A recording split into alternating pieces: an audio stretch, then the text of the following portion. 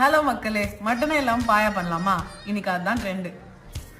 கொஞ்சமாக ஆயில் போட்டுக்கலாம். ஒரு ஸ்பூன் சோம்பு, கொஞ்சம் பிரியாணி ஸ்பைசஸ், அடுத்து வெங்காயம், ஸ்பூன் கசகசா, அரை கப் தேங்காய், பச்சை கடலை, வேர்க்கடலை, கொஞ்சமாக கொத்தமல்லி, 2 பச்சை மிளகாய், ஒரு 10 முந்திரி.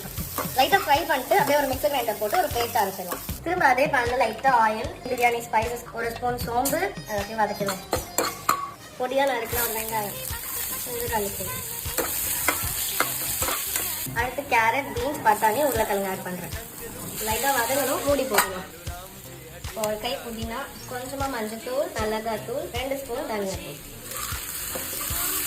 தேவையான அளவு உப்பு, அரைச்சி வச்ச இந்த பேஸ்ட் ஆட் பண்ணிக்கலாம். கொதிச்சதும் பெப்பர் போட்டதும் ரெடி. இந்த குருமாக்கு தான் எவ்வளோ சீனா? குருமாடா பாயா.